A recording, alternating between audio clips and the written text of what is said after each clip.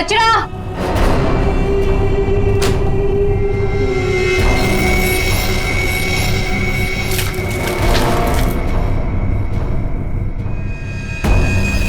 इसको सही जगह फेंकना और संभाल के देना, कोई देखे नहीं। आप चिंता मत कीजिए, मैं सब संभालूंगी।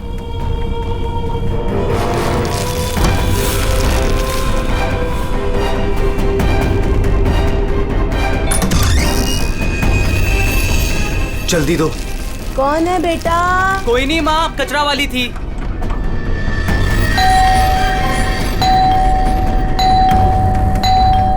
अरे कौन है? कचरा। अरे आ रही हूँ। क्या बैग खराब कर देगी? है?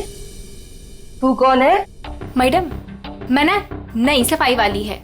वो क्या है ना, सविता गांव गई है तो उसकी जगह मेरे को रखा है यहाँ पे। ये सेक्रेटरी भी ना इन्फॉर्म ही नहीं करता है और किसी को भी रख देता है काम पे। क्या मैडम, सुबह सुबह चिलम चिली करने का। लाओ, वैसे भी मेरे को 10 और घरों में जाना है। लाओ जल्दी दो। है तेवर तो देखो, जैसे ऑफिस ही जाना है तुझे। चल जा, नहीं देते डब्बा। हाँ हाँ तो मत दे। वैसे भी तेरे कचरे से कितनी बदबू आ रही है। अच्छा, परफ्यूम मार के दूं कचरा तुझे? अरे तो मैं मरी नहीं चाह रही हूँ लेने के लिए। बात तो ऐसे करी है जैसे लगता है कचरा नहीं सोना मांग लिया हो। एक मिनट, कहीं आप वही झगड़ालू औरत तो नहीं जो घड़ी घड़ी सबसे झगड़ा करते फिरते रहती है? हाँ, अरे बहुत किसे सुने हैं आपके बारे में। हाँ ए लड़की, मुझसे सवाल चला रही है तू? हाँ? औकात क्या है तेरी? क्या हुआ?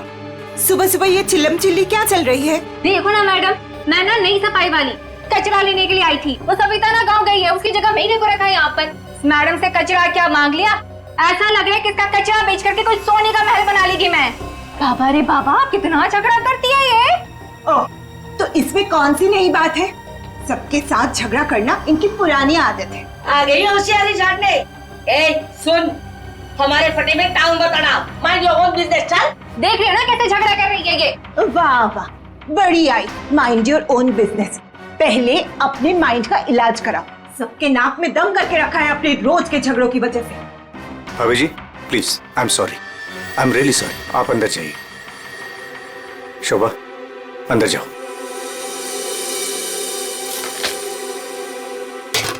जाओ। खाली लड़ते रहती है, पता नहीं कैसी औरत है ये। आपको बीच में आने के लिए किसने बोला? हाँ, अगर आप बीच में नहीं आते थे ना तो उस रत्ना की बच्ची को देख लेती थी मैं। मुझे अंदर ले आए सो आए। आपने सॉरी बोला उसे? सॉरी बोला? अरे किससे पूछ के सॉरी बोला? हमेशा से गलत काम करते हो, हमेशा से गलत काम करते रहते हो। हाँ हाँ हाँ, सब हमारी गलती है, हमारी गलती है सब। लोग हमसे बात नहीं करते, लोग हमें देख करके दूर भाग जाते हैं, कोई हमें अपने घर में नहीं बुलाते, सब हमारी गलती है। शोभा प्लीज देखो, शोभा इस तरह से बात बात पे लोगों के साथ झगड़ा करना बंद कर दो। देखो शोभा, तुम जानती हो इस वजह से लोग हमारे घर को कितने बदनाम कर चुके हैं। यहाँ तक कि सोसाइटी वाले पुलिस की धमकी दे चुके हैं। अरे वो क्या पुलिस कंप्लेंट करेंगे? मैं खुद पुलिस स्टेशन जाऊंगी और एक एक को ठीक से देख लूंगी। और आप उनकी साइड ले रहे हो? उनकी? आपको अपनी बीवी की कोई फिक्र नहीं है क्या? हाँ, मैं तो हूँ ही ऐसी, झगड़ालू हूँ। मैंने सबकी नींद हराम करके रखी है। और ये बिल्डिंग वाले, ये तो संत महात्मा है ना। बहू, वो लोग भी गलत हो सकते हैं, लेकिन लोगों से बात करने का एक अलग ही तरीका होता है। आइए आइए, पधारिए। अरे मैं तो वही सोच रही थी कि अब तक आप कैसे नहीं पधारी अपने लाडले की तरफदारी करने के लिए। देखिए माँ जी, एक तो वैसे भी इन्होंने आपको मेरे मत्थे मड़ा है, वो भी मुझसे पूछे बिना।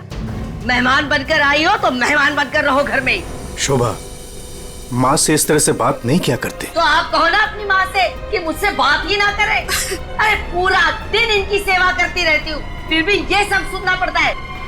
बस मॉम बस, सुबह सुबह दिमाग खराब करके रख दिया है। और अब दादी और डैड से कैसे बात कर रहे हो? क्या ये घर दादी का नहीं है? चुप कर, बदतमीज लड़की। बड़ों के बीच में बात करने से अच्छा है कि तुम अपनी पढ़ाई करो। पर तुम कहाँ पढ़ाई करती हो? पूरा दिन इस मोबाइल और लैपटॉप में घुसी रहती हो। ये किसकी फोटो है? कौन है ये लड़का? तेरा बॉयफ्रेंड तो नहीं है? मॉम, जैसे अभी आपने बताया ना कि मैं आपके मामले में इंटरफेयर ना करूं, वैसे आप मेरे मामले में इंटरफेयर ना करें तो अच्छा होगा। बदतमीज लड़की, मुझसे जबान लड़ा रही है तू? बड़ों से बात करने का तमीज नहीं है तुझे? अगर मुझसे जबान लड़ाई ना तो याद रखना। हाँ, क्या कर लोगे आप? हाँ, क्या कर लोगे? जैसे भैया को इस घर से निकाल दिया, वैसे मुझे भी निकाल दोगे? हाँ काव्या! मॉम, शोभा, बस बहुत हो गया। ऐसे किसी जवान लड़की से बर्ताव नहीं किया जाता। माँ, तुम्हें मंदिर जाने में देर हो रहा है ना? तो चलो मैं तुम्हें मंदिर छोड़ देता हूँ। काव्या, तुम्हें कॉलेज जाना है ना? चलो मैं तुम्हें ड्रॉप करता हूँ। चलो जल्दी चलो। तुझे तो मैं देख ही लूंगी। बहुत बदतमीज होने लगी है आजकल।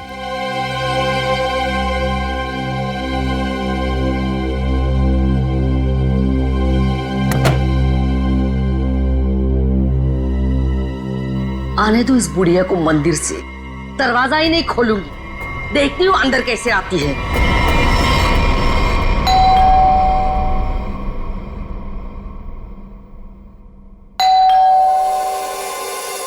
शोभा, दरवाजा क्यों नहीं खोल रही हो? शोभा, क्या हुआ माँ जी? आपने शोभा को कहीं जाते हुए देखा है क्या? क्या हुआ माँ जी? रचना, तूने शोभा को कहीं देखा है क्या? माँ जी, मेरे इतने भी बुरे दिन नहीं है कि मैं उनको देखूं। पता नहीं उसमें भी उनको कोई प्रॉब्लम हो जाए। पर हुआ क्या? शोभा दरवाजा नहीं खोल रही है। अब सर आप जाके सेक्रेटरी को बुला के लाइए ना प्लीज। अभी बुलाता हूँ। शायद वो बाथरूम में नहा रही हो। इतनी देर से नहा रही है? शायद अपना पाप धो रही होगी। माँ जी, आपके पास घर की दूसरी चाबी होगी ना? नहीं है। एक मिनट माँ जी, मैं आपके बेटे मनीष को फोन करता हूँ। हटिए हटिए।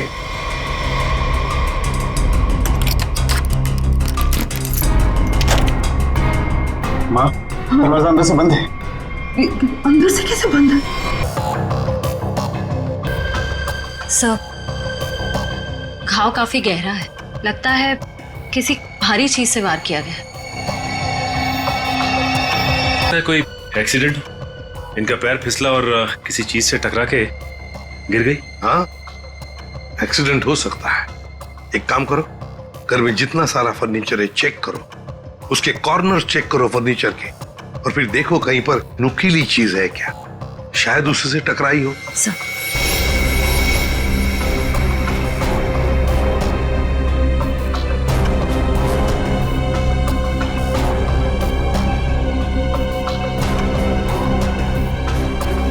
सर।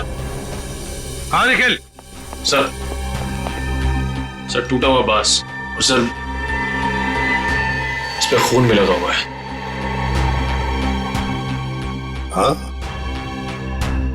लगता है खूनी ने ये बाज बेचारी शोभा के सिर के पीछे मारा है इससे जोर से, और फिर शायद शोभा अपनी जान बचाते बचाते यहाँ से बाहर गई, गिर गई और फिर दम तोड़ दिया होगा। लेकिन सर, दरवाजा तो अंदर से बंद था, कुंडी लगी हुई थी, तो फिर खूनी घर से बाहर गया कैसे होगा? सर, हो सकता है बालकनी से चला गया।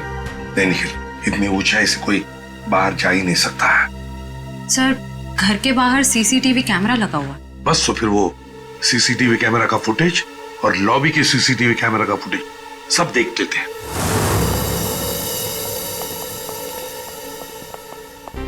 मनीष जी, आज सुबह आप, आपकी माँ और बेटी काव्या जब घर से बाहर गई तब शोभा जिंदा थी, है ना?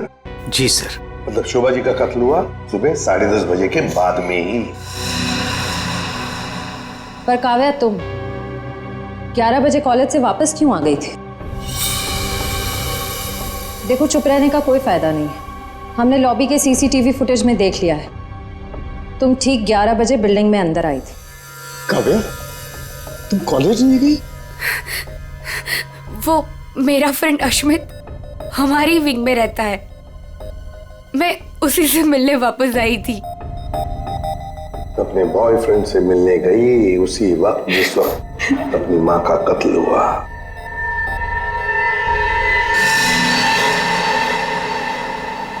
तुम कौन हो? मैं रितेश। रितेश, आपका बेटा? जी सर।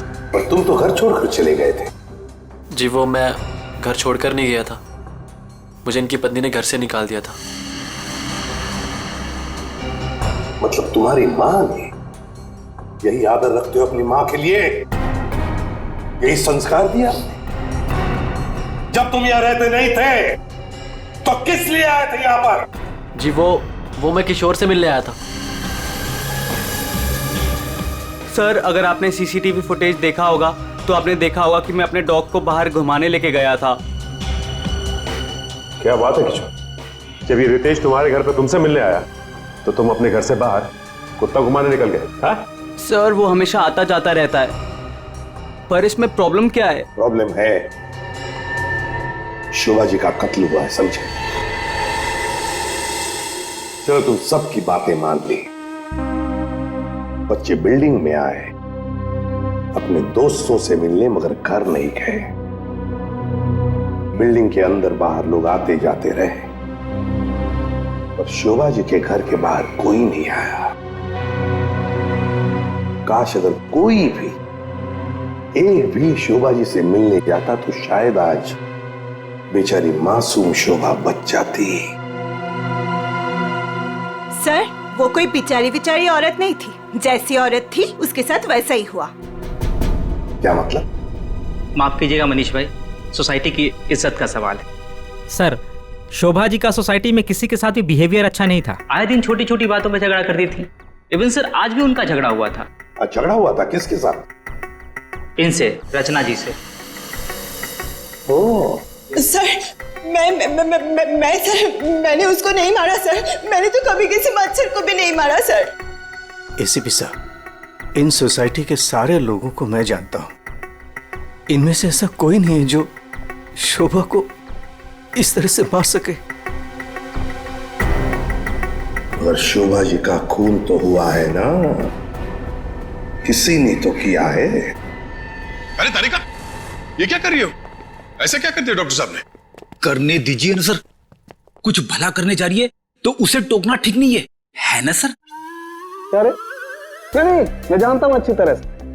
जिस दिन मैं वहां पर लाशों की जगह लेटा हुआ होऊंगा ना, तुम लोग सबको मिठाई बांटने वाले हो, जानता हूं मैं तुम्हारे सारे इरादों के गुब्बारों को उड़ने से पहले ही फोड़ करके दम लूंगा, समझे?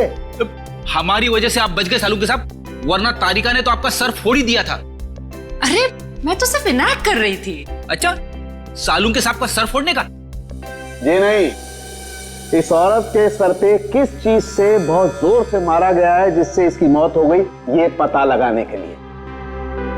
देख सालुंखे, किस चीज से मारा ये तो हमें पता है, यही मर्डर वेपन है। हाँ, इस पे तो हमें इनका खून भी मिला था जो उस वक्त तक सूखा भी नहीं था। ये लो, बहुत बढ़िया। हाँ? जो भी वहां पर मिला उस पर भरोसा करके आगे सीधे आना, कमाल है, बिना अपना दिमाग लड़ाए। तारिका, कई बार मैं सोचता हूँ अगर हम नहीं होते तो इन लोगों का बेचारों का होता क्या है? ये बात हमें क्राइम सीन पर मिला है, अगर इससे नहीं मारा गया तो फिर इस पर खून कहां से आ गया? क्या अपने आप छल के आ गया है? ये मैं नहीं जानता हूं, लेकिन हाँ ये मैं जरूर जानता हूं कि ये मर्डर वेपन नहीं।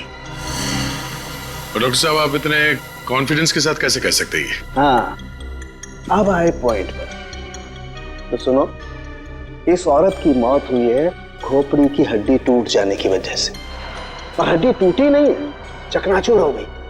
और ऐसा तभी हो सकता है जब जबरदस्त तरीके से इस पर वार किया गया, बहुत ज्यादा इंपैक्ट की जरूरत होती है। और इस वार से कितनी भी जोर से क्यों ना मारा गया, हड्डी इस तरह से चकनाचूर नहीं हो सकती। अगर इनका खून इस वार से नहीं हुआ है तो फिर किस चीज से हुआ है? बहुत भारी चीज से इसके सर पे वार किया गया है। बहुत भारी चीज से? तो फिर सालुंखे, हमें वहां क्राइम सीन पर इसके अलावा और कोई भारी चीज नहीं मिली, समझे? दया, इसके पास और कोई जवाब नहीं है, हमारा टाइम बर्बाद कर रहा है। चलो। एक मिनट, मैं टाइम बर्बाद कर रहा हूँ? हाँ। मैं डॉक्टर सालू के तुम लोगों का टाइम बर्बाद कर रहा है? हाँ। ठीक है, तो मैं खुद वहां क्राइम स्पॉट पे जाकर के ये थ्योरी प्रूव करके दिखाऊंगा बॉस, तब पता लगेगा कौन टाइम बर्बाद कर रहा है, मैं या तुम खुद अपना टाइम बर्बाद करो। तारिका, मेरे बैठ। अरे बैग दो ना तुम यार, मैं बताता हूँ इन्हें कौन टाइम बर्बाद कर रहा है। Fast quick. सब अभी बता दो, मैं टाइम बर्बाद कर रहा हूँ। सालूम के साथ तो कोयले के इंजन की तरह धुआं उड़ाते हुए चले गए। गुस्सा हो गए क्या? हाँ, तुम्हारी वजह से। अब आएगा मजा।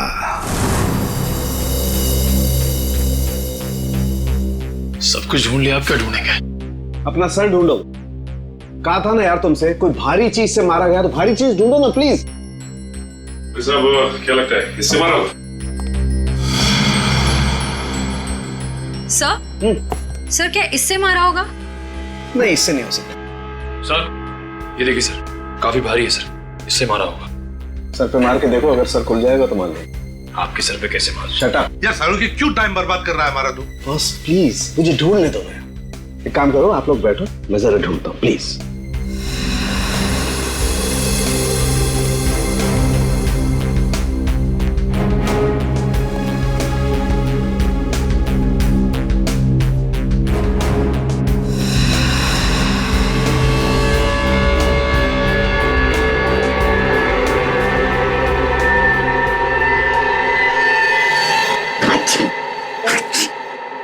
पूरी दुनिया में सर्दी फैलाएगा। ओए, अरे यार क्या हो गया? सर क्या हुआ, आप इतना चीख क्यों रहे हैं? मसाला मसाला मसाला। हाँ सर, चारों तरफ मसाला गिरा हुआ है और यहाँ पे निशान भी है। लगता है मसाला कूटने का खलबट्टा रखा था यहाँ पे। सर बट्टा तो काफी भारी भी होता है। एक काम करो, आसपास जितने भी घर हैं, सारे के सारे घर चेक करो। श्रेया, दादी माँ को लेकर आओ।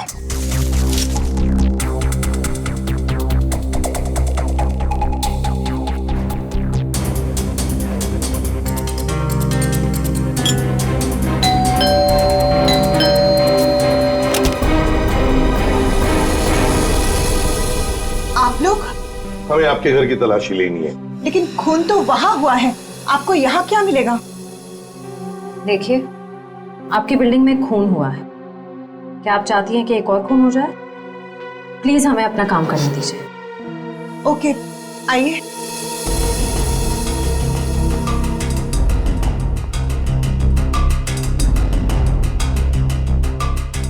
शोभा भी ना मरने के बाद भी मेरी पीछा नहीं छोड़ेगी।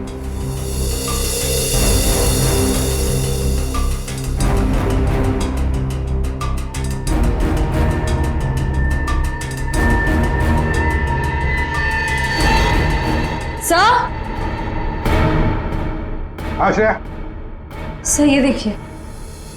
सर ये तो हमारी है। नहीं नहीं, ये तो हमारा है। आंटी जी को कोई गलतफहमी हो रहा है। सर इसके नीचे शोभा का नाम लिखा हुआ है।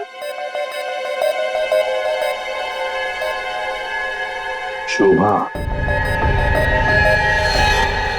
तो क्या आपने इन्हें ये दिया था?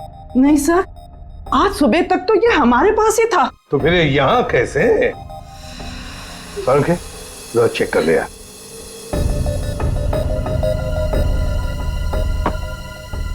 वो क्या है ना सर, मैंने गुल्लू के पापा को छोले खिलाने का वादा किया था।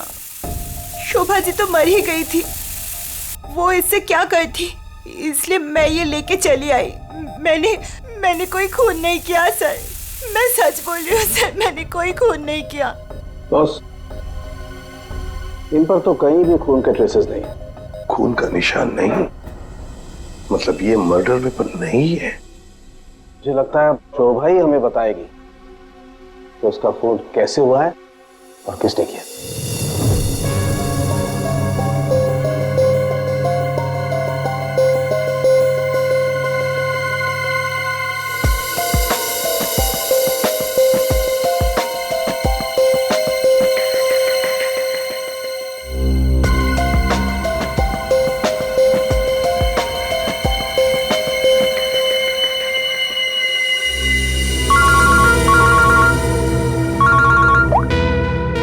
आसान के बोल।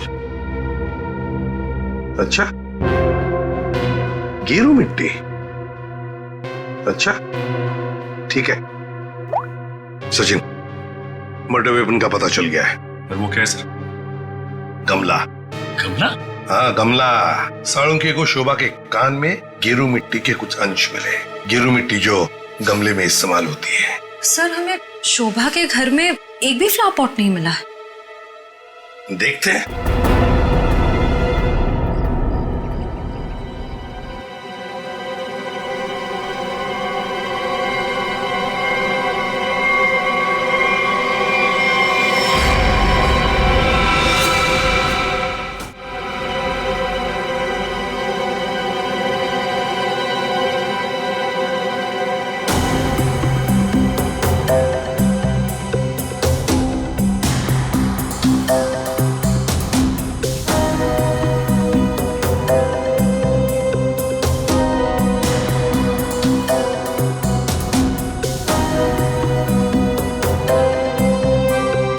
गमला यहीं पर गिरा है। पर सर गमला गया कहाँ? हो सकता है किसी ने साफ कर दिया हो ताकि कोई सुराग न बचे, लेकिन मौत हुई है इस गमले की वजह से ही। लेकिन सर ऐसा कैसे हो सकता है? घर के बाहर लगे सीसीटीवी फुटेज में तो हमने किसी को कमरे के अंदर जाते देखा नहीं। तो फिर शोभा जी के सर पे गमला मारा किसने होगा? वही तो समझ में नहीं आ रहा है सचिन कि गमला मारा किसने, और फिर इतने जोर से मारा है कि किसी इंसान की जान ही चली जाए। हाँ सर, सवाल ये भी है कि बंद कमरे से खूनी बाहर गया कैसे?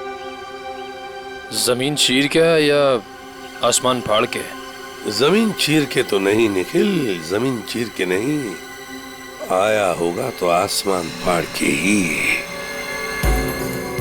1 2 3 4 5 6 7वीं मंजिल पर शोभा जी रहती है, वो रही उसकी बालकनी, और बिल्कुल उसी के ऊपर है 8वीं मंजिल की बालकनी। चलो चलकर देखते हैं।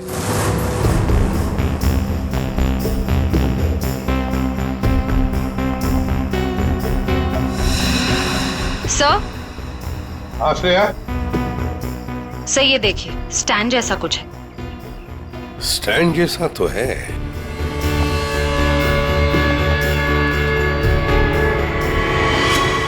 श्रेया, ये गमले का ही स्टैंड है।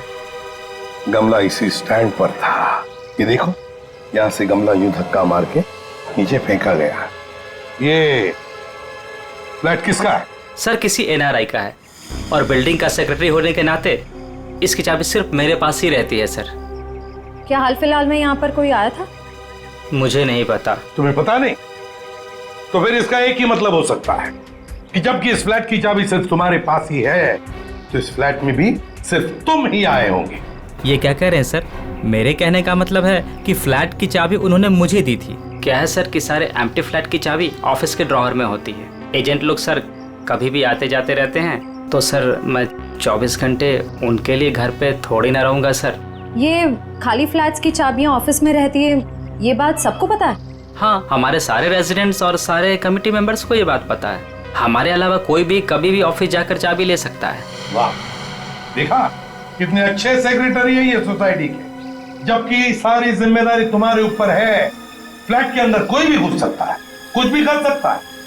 यहाँ तो एक खून हुआ है, खून, समझे? और ये जिम्मेदारी सिर्फ तुम्हारी है। सर खून तो शोभा जी के फ्लैट में हुआ है सर, इससे इस फ्लैट का क्या कनेक्शन हो सकता है सर? जाइए आप, जाइए नीचे और सबको इकट्ठा कीजिए, सारे रेसिडेंट्स को कंपाउंड में। जाइए जल्दी। जी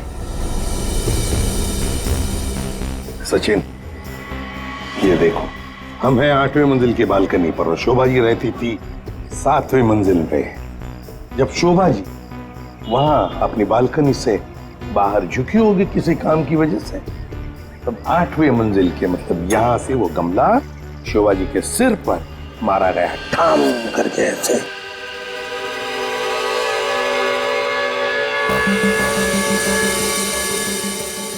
भगवान का लाख लाख शुक्र है, वरना आज तो मसाला कूटने के चक्कर में मेरी कुटाई हो जाती उन CID वालों के हाथों। इसीलिए छोले को मारो गोली, ये लौकी खिला दूंगी गुल्लू के पापा को। ओह गॉड!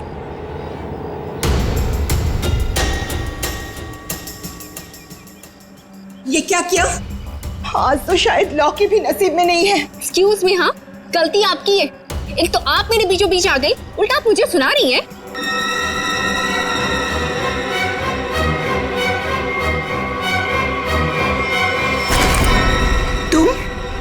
तुमको तो मैंने कहीं देखा है। देखिए, आपका जो कुछ भी नुकसान हुआ है उसके लिए आई एम सॉरी। मैं थोड़ी जल्दी में हूँ। रुक रुक, तुम वही सफाई करने वाली हो ना? अरे छोड़ मेरे हाथ। तेरी वजह से वो शोभा मेरे ऊपर राशन पानी लेके चढ़ गई थी। कौन शोभा? कैसा राशन पानी? मैं कुछ भी नहीं जानती। Excuse me. अरे स्क्वीज तो तेरी आज मैं करूंगी। तेरे जाने के बाद ही शोभा का कत्ल हुआ था। क्या? चल मेरे साथ, सीआईडी के पास चल। चल। हमें उस चीज का पता चल गया है जिससे शोभा जी का खून हुआ है। एसीपी साहब, क्या आप मुझे बता सकते हैं वो कौन सी चीज है जिससे मेरी पत्नी का खून हुआ? Flower pot. Flower pot? जी हाँ, फ्लावर पॉट। बिल्डिंग के 8वें मंजिल पर जो फ्लैट बंद पड़ा है उसके बालकनी के ऊपर रखा गया था ये फ्लावर पॉट और ऊपर से शोभा जी के सिर पर मारा गया। Flower pot. किसने किया ये सब? मुझे नाम बताइए जिसने मेरे परिवार को हमसे छीन लिया। बताइए एसीपी साहब, कौन है वो? ये तो कहना पड़ेगा कि बड़ा चालाक खूनी है ये। बहुत अच्छी तरह से प्लानिंग की थी, लेकिन भूल गया कि कोई भी कातिल कितना भी चाहे चालाक क्यों ना हो, कोई ना कोई गलती तो कर ही जाता है। जानना चाहते हो कौन है वो खूनी? आप में से ही कोई है, आप में से। ये सफाई करने वाली है। आज सुबह जब शोभा का खून हुआ था उससे पहले मैंने इसको बात करते हुए देखा था। अभी भेस बदलकर भाग रही थी। देखिए, मुझे नहीं पता कि ये औरत कब से क्या बकवास किए जा रही है। मैं तो यहाँ पर पहली बार आई हूँ। मेरा हाथ छोड़ो ना। मैं सच बोल रही हूँ, मैंने इससे झगड़ा करते हुए देखा था। मुझे तो लगता है यही खूनी है सर। क्या बकवास किए जा रही हो तुम? हम पता लगा लेंगे। जरा देखिए इस लड़की को और बताइए, क्या आप में से किसी ने इसको देखा है आज सुबह? हाँ सर, मैंने देखा इस लड़की को। सर, ये वही लड़की है जो आज सुबह में शोभा जी के साथ लड़ रही थी। रुक, कहाँ भाग रही है?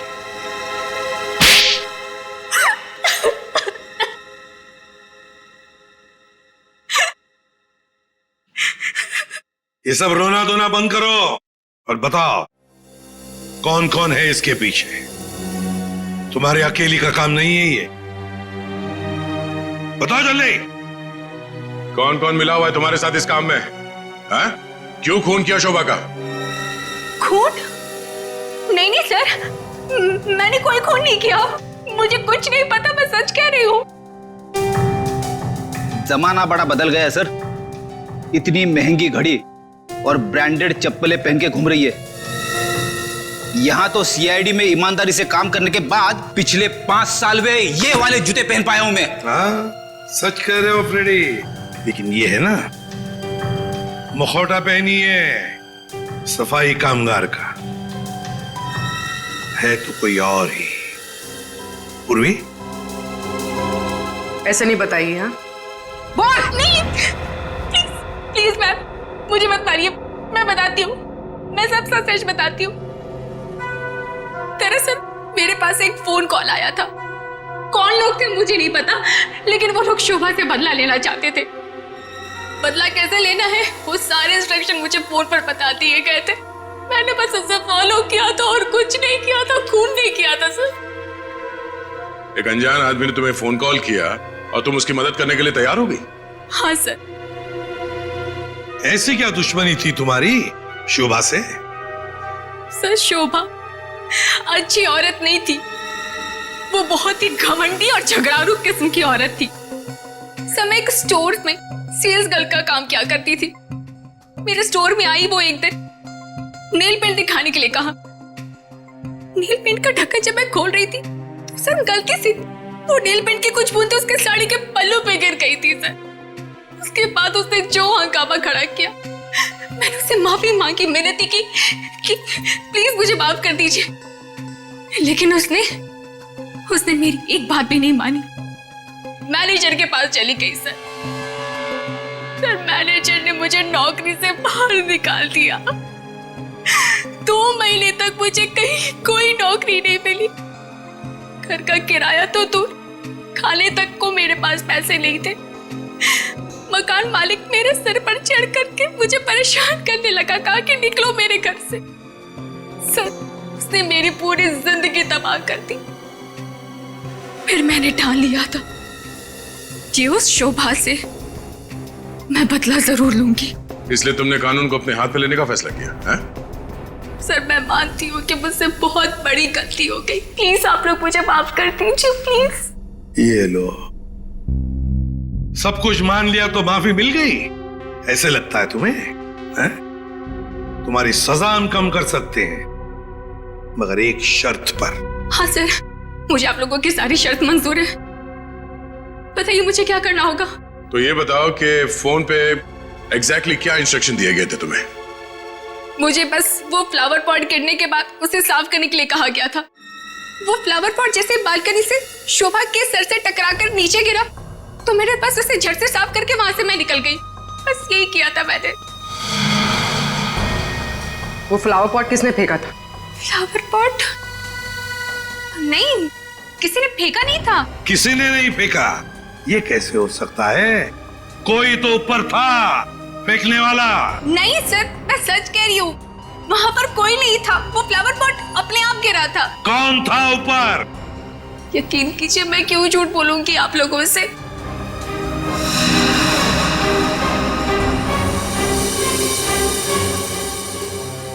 निखिल, पता लगा किसका फोन आया था शीला को इंस्ट्रक्शंस देने के लिए? सर, टूटे हुए फ्लावर पॉट के टुकड़े अच्छी तरह से देखो।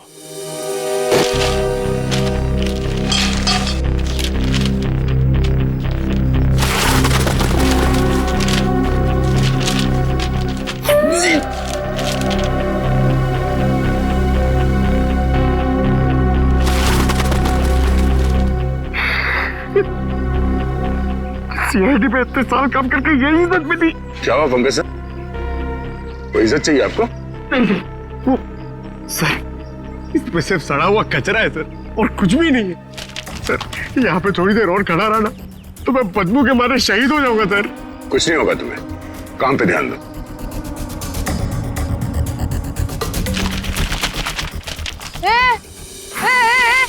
ये क्या कर रहे हो? ये मेरा इलाका है, यहाँ मैं किसी और को कब्जा जमाने नहीं दूंगी। अरे कौन कब्जा करना चाहता है? मेरा बस चले तो मैं खुद यहाँ से सलट लूं। तो फिर मेरे इलाके में कचरा चुनकर ये मेरे पेट में लात क्यों मार रहे हो? अरे मेरी माँ, आपके पेट पे कोई लात नहीं मार रहा है, मैं खुद यहाँ पे अपनी नौकरी बचा रहा हूँ। देखो, तुम लोग जाओ यहाँ से, ये मेरा इलाका है, मैं किसी और को कचरा चुनने नहीं दूंगी। जाओ जाओ। हम लोग सीआईडी से हैं और इस कचरे में सुराग ढूंढ रहे हैं। हाँ? सीआईडी? रुक रुक, देखो जरा, चलो। सर, हाँ, सर पे पैर रख के भाग गई सर। आपको थोड़ा सॉफ्ट रहना चाहिए, आपको देख के डर के भाग गई। सर वो टाइम नहीं ना, वो कचरा।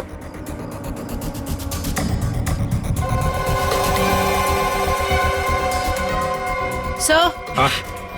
ये देखिए, ये कुछ गमले के टुकड़े मिले हैं।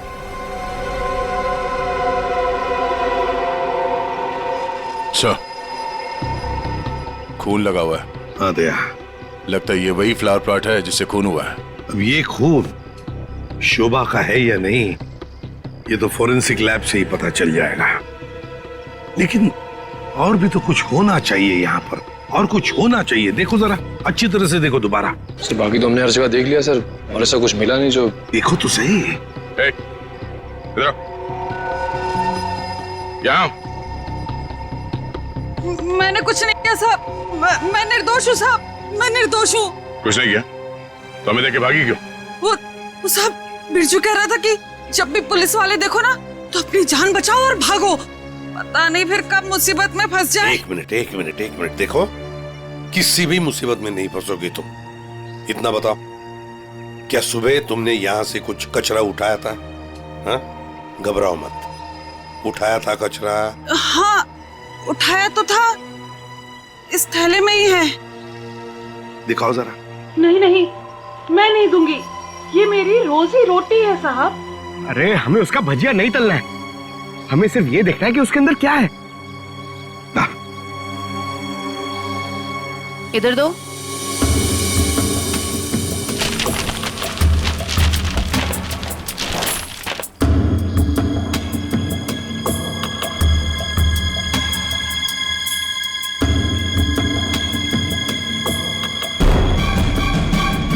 खिलौने का बॉक्स है सर, एड्रेस भी लिखा हुआ है। ओह, तो ये है खूनी।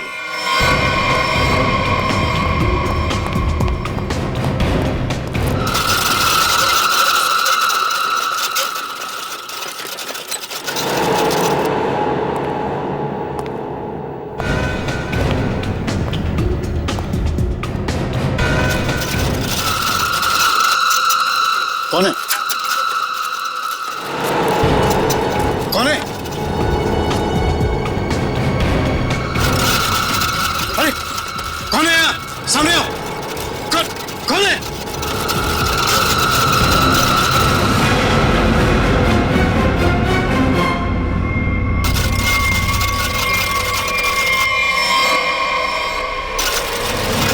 मनीष बाबू,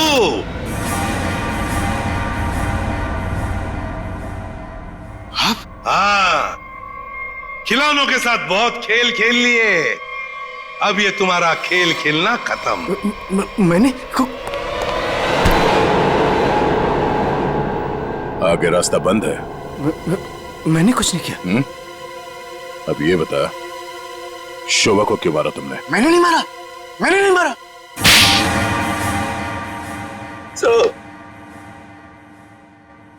शोभा एक झगड़ालू औरत थी साहब, झगड़ालू औरत।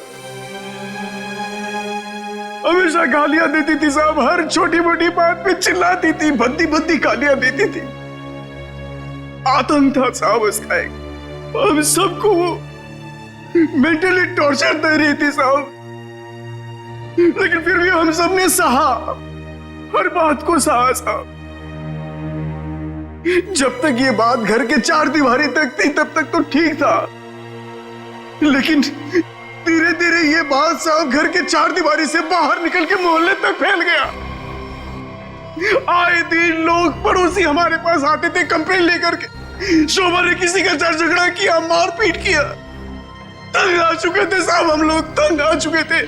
फिर भी हमने शोभा को समझाने की कोशिश की, मगर वो नहीं समझती थी, नहीं समझती थी साहब। हमने तो थक के छोड़ दिया था ये सोचना कि उसे समझाना रोकना हमारे लिए मुमकिन ही नहीं है साहब। बस सिर्फ इसी वजह से तुम लोगों ने उसकी जान ले ली? तो और क्या करता, और क्या करता साहब, बताइए आप मुझे।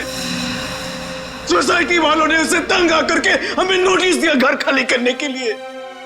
अगर हम घर खाली नहीं करते इस सूरत में वो हमें पुलिस की धमकी दी।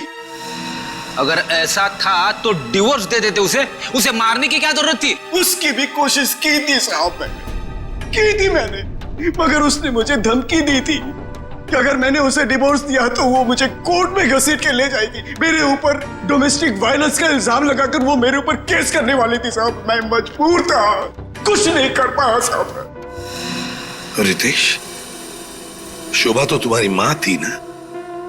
सर, माँ का प्यार इस दुनिया में सबसे बड़ा प्यार होता है सर, पर वो तो सिर्फ अपने आप से प्यार करती थी सर। उसकी जरूरतें, उसका घमंड सिर्फ उसके लिए ही था सर। इस वजह से जब उसे मेरे और मेरी गर्लफ्रेंड वानी के बारे में पता चला तो उसने इंसल्ट करके मुझे घर से बाहर निकाल दिया सर। और इसलिए जिस माँ ने तुम्हें जन्म दिया उसे ही मौत की नींद सुला दी तुमने, सिर्फ अपने खुशियों के लिए। हा?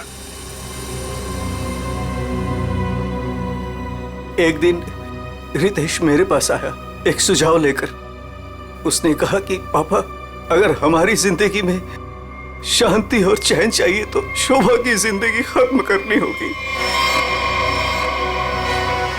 और इसके लिए तुमने अपने पड़ोसी किशोर और नवीन की मदद ली, जो शोभा के दुश्मन थे उसके बर्ताव की वजह से। हाँ, सिर्फ इनको ही नहीं दया, इन्होंने बाकी सारे लोगों से भी कांटेक्ट किया जिनका कोई ना कोई झगड़ा था शोभा के साथ। उन सबको अपने प्लान में शामिल कर लिया, शोभा को मारने के प्लान में। शीला के बारे में तुम्हें कैसे पता चला? काव्या ने मुझे बताया उस दिन शीला और शोभा के झगड़े के बारे में, क्योंकि काव्या शोभा के साथ ही स्टोर में गई थी। तो तुम्हारे इस प्लान को अंजाम देने के लिए कोई बाहर वाला चाहिए था, और ये शीला इस काम के लिए एकदम परफेक्ट थी, और इसे शोभा से बदला लेना था, इसलिए ये भी मान गई। हैं? वैसे सारी प्लानिंग की कैसे तुम लोगों ने, बताओ जरा। नवीन ने ऑनलाइन पर ट्रॉली बुक की थी। डिलीवरी होने के बाद वो ट्रॉली और रिमोट वाणी को दिया था। वाणी पेशे से इंजीनियर है साहब।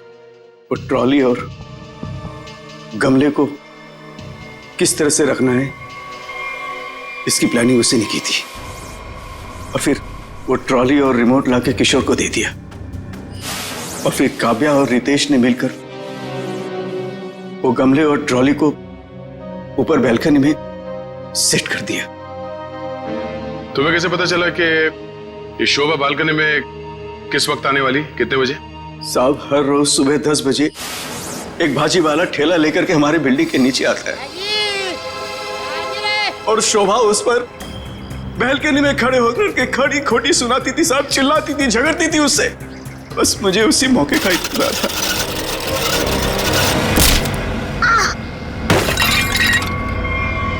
और फिर मैंने मां को फोन किया।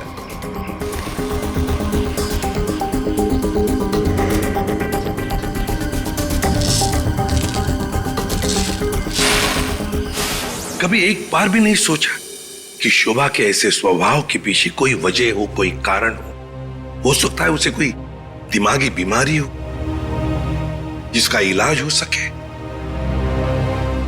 नहीं सोचा। तुम सब ने सिर्फ अपने ही बारे में सोचा, तंग आ गए उसके स्वभाव से, इलाज नहीं किया उसका, बस जान ले ली उसकी। कानून तुम सबको कड़ी से कड़ी सजा देगा।